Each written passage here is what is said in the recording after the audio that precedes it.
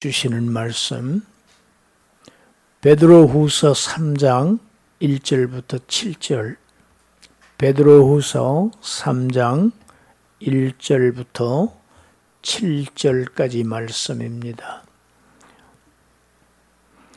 우리가 합독합니다.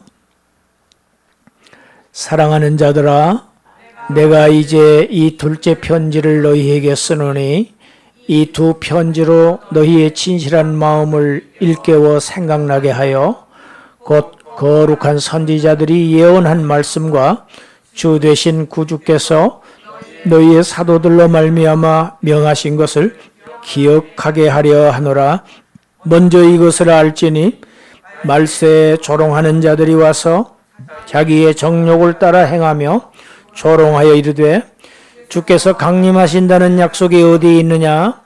조상들이 잔 후로부터 만물이 처음 창조될 때와 같이 그냥 있다 하니 이는 하늘이 옛적부터 있는 것과 땅이 물에서 나와 물로 성립된 것도 하나님의 말씀으로 된 것을 그들이 일부러 잊으려 함이로다. 이로 말미암아 그때의 세상은 물이 넘침으로 멸망하였으되 이제 하늘과 땅은 그 동일한 말씀으로 불사르기 위하여 보호하신 바 되어 경건하지 아니한 사람들의 심판과 멸망의 날까지 보존하여 두신 것이니라. 아멘. 오늘 말씀은 심판에 관한 말씀입니다. 그런데 우리는 자주 오해합니다. 심판의 말씀은 별로 달가워하지 않고 구원의 말씀은, 축복의 말씀은 우리는 달가워합니다. 그런데 우리의 구원은 심판이 없으면 구원이 없습니다. 심판 가운데서 구원이 있습니다. 동전의 양면과 같습니다. 심판과 구원은 동시에 이루어집니다. 노아 홍수 때 그랬지요. 소돔 고모라 성을 멸하실 때도 그랬지요. 마지막 심판도 마찬가지입니다. 심판하셔야 심판 중에서 구원이 있습니다. 사도는 말씀의 시작을 사랑하는 자들아 이렇게 아주 애정어린 권면으로 시작합니다. 이 베드로전서 3장 안에 이 사랑하는 자들아 하는 이러한 호칭이 4번이나 사용되고 있습니다. 이제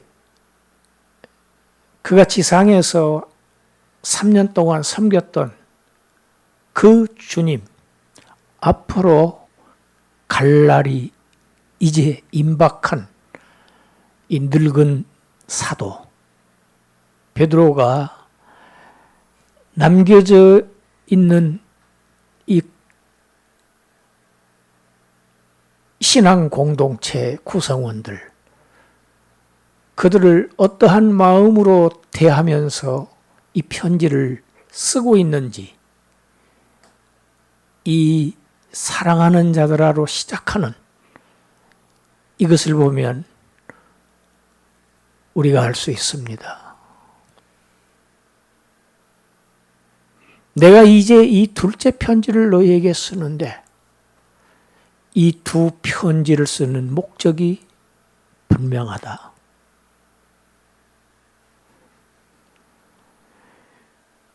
이것은 새로운 이야기가 아니고 너희들이 이미 들어서 너무 잘 알고 있는 말씀이다. 그 말씀은 곧 구약의 선지자들을 통해서 하나님께서 전하신 말씀이고 신약의 거룩한 사도들이 예언했던 것, 곧 그리스도께서 다시 오신다는 그 재림에 대한 그 말씀을 너희로 하여금 다시 한번 새기도록 하기 위해서 내가 이 두 편지를 쓰노라. 이렇게 시작합니다. 그리스도인들이 살고 있는 시대는 그리스도의 초림과 재림의 사이 그 기간을 살고 있습니다. 첫 번째 오심과 이제 두 번째 오심의 중간 사이를 성경은 말세라고 표현하고 있습니다. 왜냐하면 구약의 선지자들이 말세, 크고 두려운 날, 이 세상의 끝날, 무서운 날을 예고했는데 그날은 그리스도의 초림을 얘기하는 것이었어요. 구약의 선지자들은 재림을 얘기하지 않았습니다. 심지어 세례 요한까지도 주님의 재림을 알지 못했어요. 그러니까 감옥에 갇혀 있으면서 제자들을 예수님에게 보내지요. 보내서 오실 그분이 당신입니까? 아니면 우리가 다른 일을 기다려야 할까요? 물어가지고 오라고 했습니다. 왜? 세례 요한은 그리스도가 오시기만 하면 바로 하나님의 나라가 완성될 줄로 알았습니다. 한번 오시는 걸로 끝나는 줄로 알았어요. 이것이 계시는 거기까지였습니다. 여러분, 그래서 계시는 역사 시간 속에서 점진적으로 발전하게 되어 있습니다. 우리는 물론 그리스도의 오심이 첫 오심과 두 번째 오심이 있다는 것을 알지요.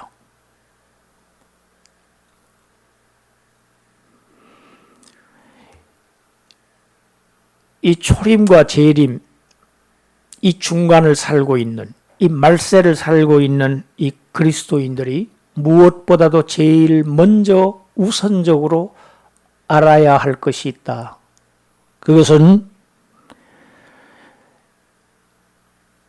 그들이 사는 그 기간 동안 안에 가짜들이 나타난다는 사실을 알아야 한다. 거짓 교사들이 창궐한다. 요즘에 트로트가 그렇게 대세이더라고요. 그런데 어떤 트로트를 보니까 가사가 그래요. 진짜가 나타났다. 진짜가 나타났다고 그래요. 말세를 살고 있는 오늘을 살고 있는 그리스도인들이 가장 명심해야 될 것. 거짓 교리를 선포하는 거짓 선생들이 수없이 일어난다는 사실을 예수님께서 마태복음 24장에서 제자들에게 말세에 나타날 징조 중에서 첫 번째 징조로 미혹을 주의하라고 했습니다. 속지 말라는 겁니다. 이들은 예수 그리스도 자체를 부정합니다. 그리스도가 하나님의 아들이시라는 자체를 부정하고 동시에 그렇기 때문에 자연히 그리스도의 재림도 부정하는 것이죠. 재림을 부인합니다. 여러분, 재림을 부인하는 유사품들이 굉장히 많습니다. 잘 안 믿기시죠? 이 이단들은 특징이 있어요. 재림의 진리를, 교리를 비웃습니다. 조롱합니다. 공격합니다. 그리고 두 번째 특징은 꼭 거기에 이들에게 따라오는 것이 있어요. 도덕적인 타락입니다. 이건 1세기 때 벌써 사도가 이렇게 얘기했을 그때부터 계속 있는 일이에요. 아닙니다. 이 거짓 예언자들은 예레미야서에도 나타나죠. 예레미야는 유다 백성이 하나님의 징계를 받아서 바벨론에 가서 70년간 노예 생활을 할 것을 하나님의 말씀을 전합니다. 그런데 거짓 선지자는 아니라고 그랬죠. 가기는 가는데 잠깐 우리가 있다가 다시 돌아온다. 백성들은 다 후자를 좋아했습니다. 그런데 꼬박 70년을 포로 생활했어요. 여러분, 진짜가 대접을 받지 못하고 가짜가 더 대접을 받는 게 이 세상입니다. 더 좋아합니다. 더 인기 있습니다. 사람들도 더 많이 박수칩니다. 성경은 자주 반복해서 말씀합니다. 그리스도께서 다시 오신다. 성경이 약속하고 있어요. 그런데 이 그리스도의 재림을 조롱하고 비웃는 자들 강력하게 반문합니다. 주님께서 강림하신다는 약속이 어디에 있느냐? 있습니다. 제일 먼저 그리스도 자신께서 말씀하셨습니다. 어디에 있느냐? 예수 그리스도께서 말씀하셨어요. 마태복음 16장에 보면 베드로가 주는 그리스도시요 하나님의 살아계신 하나님의 아들이십니다 하고 자기의 신앙을 고백하지요. 그 뒤에 이제 예수님께서 내가 종교 지도자들에게 내가 시련을 받고 십자가를 지고 죽고 그리고 3일 만에 다시 부활할 것이다. 처음으로 이제 제자들의 수준이 상당히 높아졌구나 생각하시고 그 말씀을 하십니다. 그런데 베드로가 뭐라고 합니까? 예수님을 책망했습니다. 그래서는 안 된다고. 그게 무슨 망발이냐고. 크게 책망을 했어요. 그런데 주님께서 말씀하십니다. 마태복음 16장 27절 우리 함께 읽습니다. 인자가 아버지의 영광으로 그 천사들과 함께 오리니 그때 각 사람이 행한 대로 갚으리라. 할렐루야. 인자가 온다 다시 온다. 왜? 그때는 지금 초림 주님은 비참한 모습으로 십자가에서 처형되지만 다시 오시는 주님은 하나님의 영광 입고 아버지의 영광으로 천군 천사들과 함께 오실 것을 자신의 입으로 직접 가르치셨어요. 그때 각 사람이 행한 대로 갚으리라. 심판과 구원이 있을 것을 지금 말씀하신 겁니다. 요한복음에서도 주님이 직접 말씀하셨어요. 마지막 만찬 자리였지요. 예수님께서 제자들에게 말씀합니다. 이제 마지막 만찬을 마치면 주님은 십자가를 향하여 가셔야 됩니다. 그래서 마지막으로 제자들에게 너희들이 나를 찾겠지만 나 있는 곳에 너희가 올 수 없을 것이다.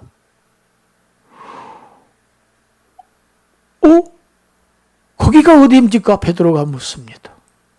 베드로야, 지금은 내가 나를 따라올 수 없으나 후에는 나를 따라오리라.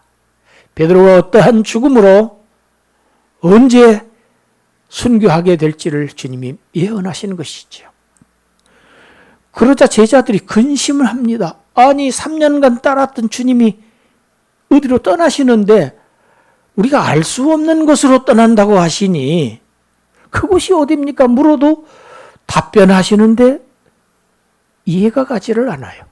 근심하는 제자들을 향해서 주님이 말씀하십니다. 요한복음 14장 1절부터 3절 읽습니다. 너희는 마음에 근심하지 말라. 하나님을 믿으니 또 나를 믿으라. 내 아버지 집에 거할 곳이 많도다. 그렇지 않으면 너희에게 일렀으리라. 내가 너희를 위하여 거처를 예비하러 가노니 가서 너희를 위하여 거처를 예비하면 내가 다시 와서 너희를 내게로 영접하여 나 있는 곳에 너희도 있게 하리라. 나는 간다. 그러나 가는 목적이 너희 있을 곳을 지금 내가 마련하러 가. 너희 처소를. 그게 다 그때가 차면 내가 다시 와서 같이 합시다. 내가 다시 와서 너희를 내게로 영접하여. 여러분 우리를 영접하시겠다고 했어요. 여러분 그리스도를 영접한 사람들이 그리스도의 영접을 받습니다. 할렐루야. 얼마나 영광스러운 일입니까? 영광스러운 주님이 우리를 영접하신다. 나를 영접하신다. 그래서 나 있는 곳, 그 거룩한 곳에 너희도 함께 있게 하리라. 이것이 주님이 제자들에게 직접 약속하신 약속이에요. 주께서 다시 온다는 약속이 어디 있느냐? 가짜들은 성경을 제대로 보지를 않아요. 보아도 엉터리로 보아요. 여러분, 주님만 이렇게 말씀하신 게 아닙니다. 이제 천사들의 얘기를 들어보겠습니다. 부활하신 주님이 성천하시는 모습을 사도행전 1장에서 제자들은 쳐다보고 있었어요. 주님 올라가시네. 구름이 가려져서 안 보이니까 하늘을 쳐다보고 있는 제자들을 향해서 두 천사가 말합니다. 사도행전 1장 11절 읽습니다. 이르되 갈릴리 사람들아 어찌하여 서서 하늘을 쳐다보느냐? 너희 가운데서 하늘로 올려지신 이 예수는 하늘로 가심을 본 그대로 오시리라 하였느니라. 할렐루야. 너희들이 지금 하늘로 올라가신 예수를 지금 보았지? 볼 수 있게 오신다. 여러분, 주님은 비밀스럽게 오시지 않습니다. 비밀스럽게 성도가 교회 안에서 휴거되지 않습니다. 이것이 그 다음 요한계시록 1장 7절 말씀이에요. 요한계시록 1장 7절 마지막 사도 요한이 주님으로부터 그리스도로부터 받은 계시의 말씀입니다. 계시록 1장 7절 함께 시작. 볼지어다 그가 구름을 타고 오시리라. 각 사람의 눈이 그를 보겠고 그를 찌른 자들도 볼 것이요 땅에 있는 모든 족속이 그로 말미암아 애곡하리니 그러하리라. 아멘. 여러분, 주님은 가시적인 재림입니다. 갈 때 볼 수 있게 가셨어요. 오실 때도 각인의 눈들이, 심지어 예수님을 찌른 자들도 본다고 했어요. 땅에 있는 모든 족속이 다 주님의 재림을 알게 된다고 했어요. 공개리에 재림하십니다. 비밀스럽게 오시지 않습니다. 이것은 나쁜 교리입니다. 성경을 잘못 가르치는 거짓 교사입니다.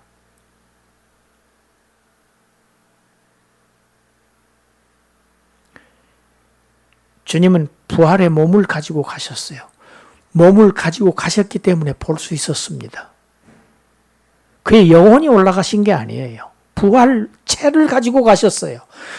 지금 하늘에서 그 몸을 입고 계시고 오실 때도 그 몸을 가지고 오시기 때문에 우리가 볼 수 있는 것입니다. 우리도 마찬가지입니다. 부활의 몸을 실제로 입습니다. 이것은 영혼이만의 변화가 아니고 부활의 몸도 실제의 몸입니다. 우리 육의 몸이 실제이듯이 부활의 몸도 실제의 몸을 가지고 실제의 장소에 가서 삽니다. 새하늘과 새 땅은 상상의 곳이 아니고 관념의 곳이 아니고 영적인 세계만이 아닙니다. 실제 실존하는 세계입니다. 볼 것이다. 내가 온다. 볼 것이다. 일부 제한된 사람들만, 나의 제자들만, 그리스도인들만 아니다. 불신자들도 다 볼 수 있게 올 것이다. 그래서 그들은 애통할 것이다. 고굴할 것이다.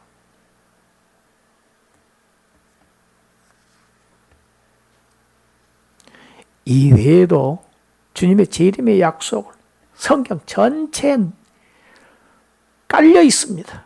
고린도전서 15장 23절, 후서 1장 14절, 빌립보서 1장 6절, 데살로니가 전서 3장 4장, 데살로니가 후서 1장, 디모데 전서, 후서, 디도서, 히브리서, 야고보서, 계시 수없이 기록되어 있어요. 그런데 이 거짓 교사들은 주님이 강림하신다는 약속이 어디 있느냐?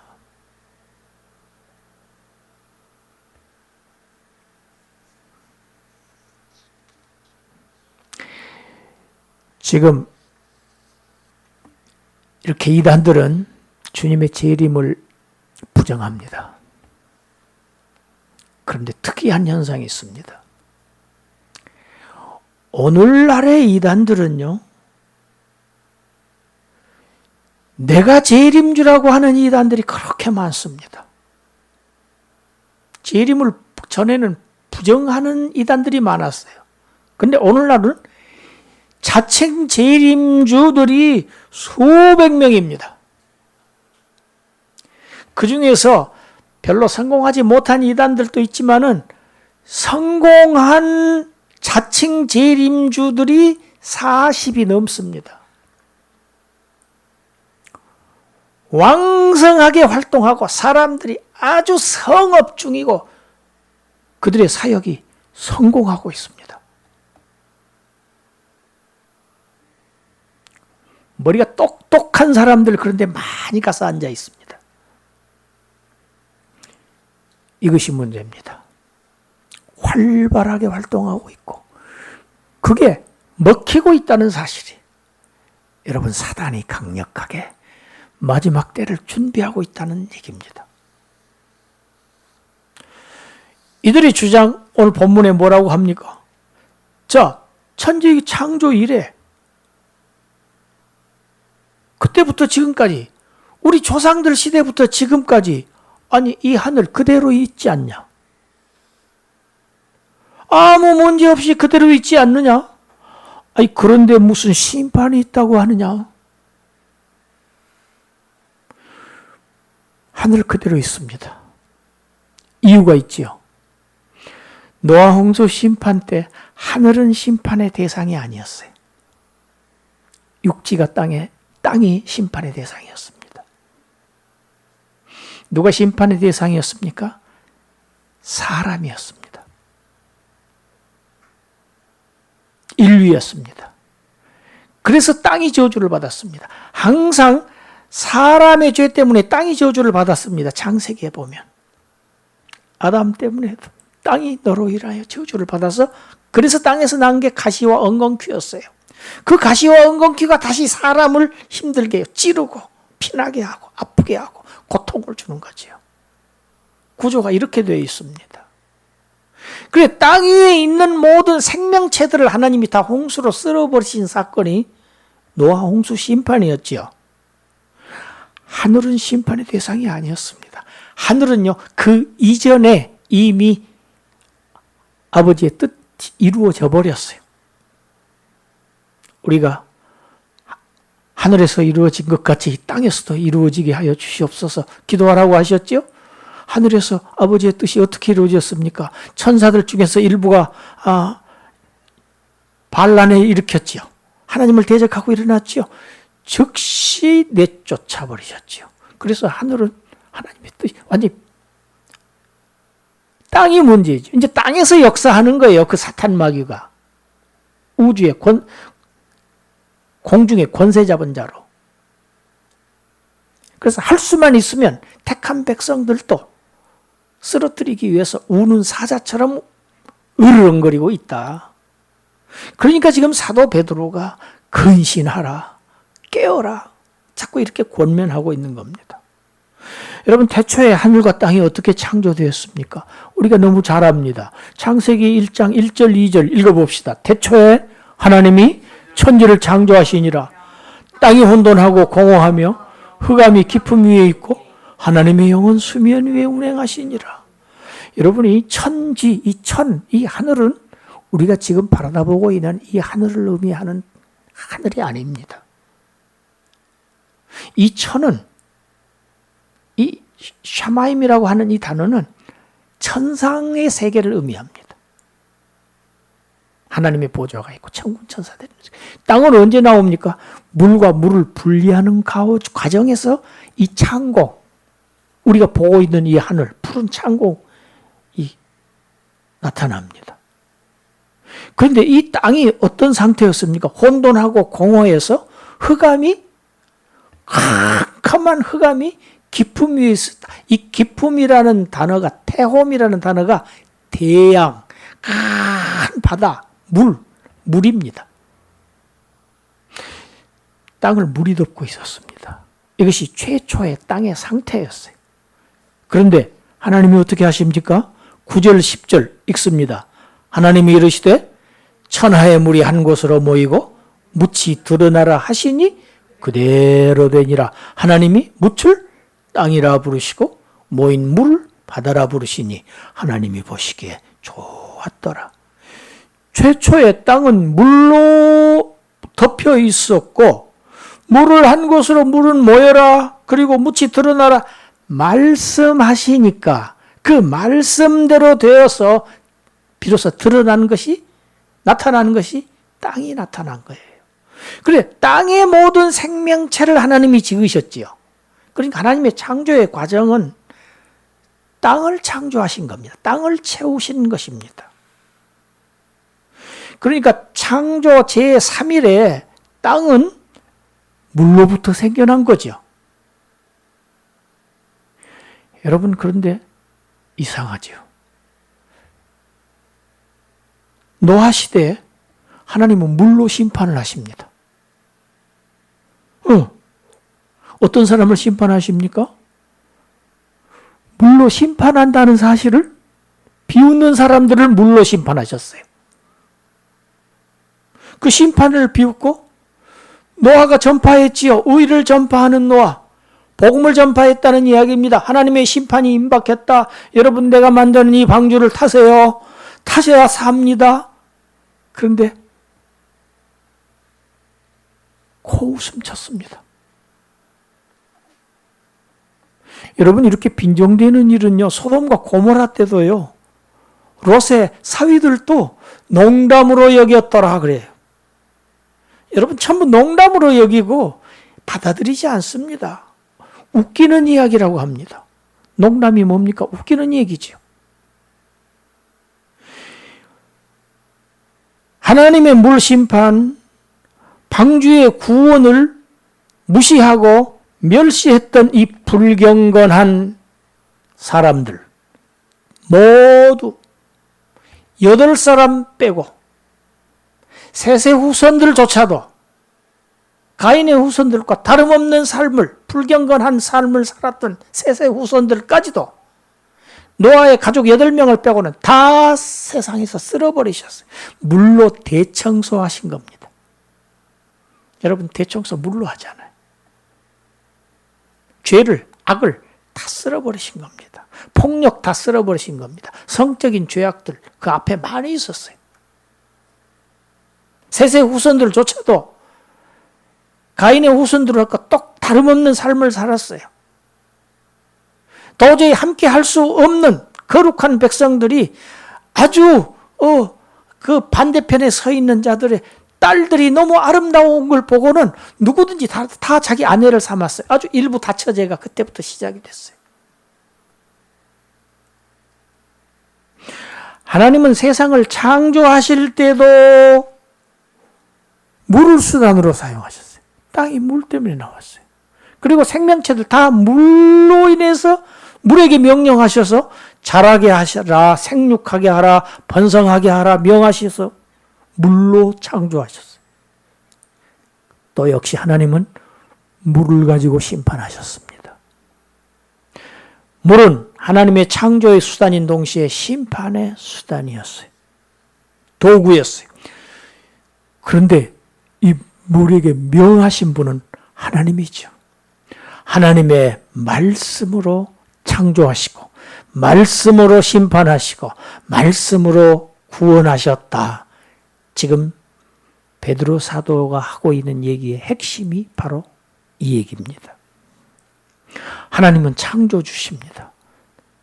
동시에 하나님은 심판주이십니다. 그때 세상은 홍수의 물로 심판을 받았지만 노아와 그의 7가족, 8명 물로 말미암아 구원을 받았습니다. 물이 심판이고 동시에 구원이었어요.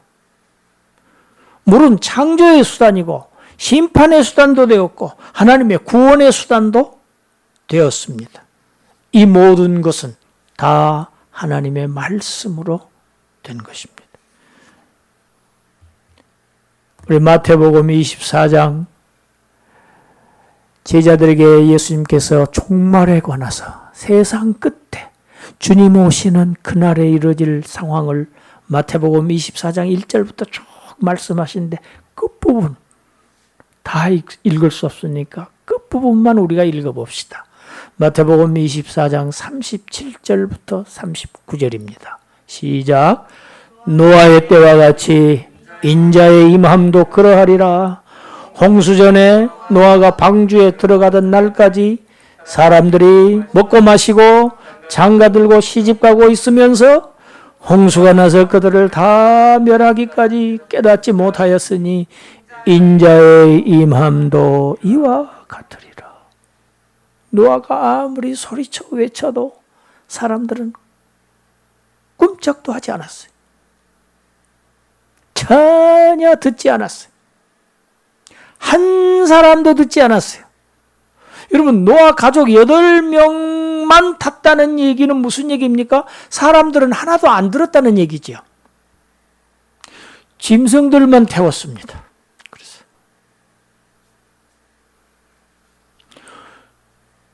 홍수? 심판? 그런 게 어디 있어? 이렇게 전부 잘들 살고 있는데 방주를 타야 한다고? 구원받아야 한다고? 새하늘과 새 땅에 가서 산다고? 비웃고 조롱하고 멸시합니다. 노아 시대에 그랬습니다. 여러분, 하나님은 홍수로 그 당시 지구를 쓸어버리시고 지구를 깨끗하게 만드셔서 새로 출발시키시죠. 노아의 세 아들을 통해서, 셈, 함, 야벳을 통해서 새로운 창조를 하신 거예요. 그래서 심판하신 겁니다. 홍수에 자신들이 다 떠내려갈 줄도 모른 채 먹고 마시고 생업에만 열심히 했다는 얘기입니다. 즐기는 일만 열심히 했다는 얘기입니다. 시집가고 장가가고 이 일상생활에 정신이 팔려서 정신없이 살았다는 얘기입니다. 여러분, 오늘 우리가 사는 이 세상 주위를 돌아보세요. 노아 때만 그런 것이 아니다. 주님이 말씀하시지 않습니까? 내가 올 때도 다시 올 때도 세상은 그때와 똑같은 모습이리라.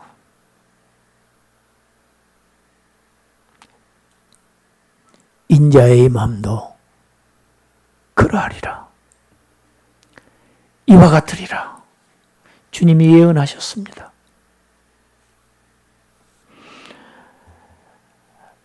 우리 상당히 오래전에 상고했던 말씀 베드로전서 4장 7절 읽고 마칩니다. 만물의 마지막이 가까웠으니 그러므로 너희는 정신을 차리고 근신하여 기도하라. 정신을 차리고. 여러분, 세상은 정신을 잃고 삽니다. 돈. 쾌락. 쌓고. 정신이 없어요. 여러분, 먹고 마시고 사업하고 직장생활하고 해야 됩니다. 시집가고 장가가고 해야 됩니다. 그 자체 절대 죄 아닙니다. 그런데 거기에만 정신이 팔려 있다면, 그리고 여기 주님 오실 날 의식하지 않고 거기에 대비하지 않고 산다고 하면 그때와 똑같으리라. 그러하니 주님 오실 날이 가까웠으니 그러므로 너희는, 하나님의 자녀들은 정신을 바짝 차리고 근신하고 기도하면서 살아야 한다. 기도하겠습니다. 하나님, 우리에게 정신 차리라고 하신 말씀, 근신하라고 하시는 말씀, 기도하라고 하시는 말씀 명심하게 하여 주시옵소서. 말씀대로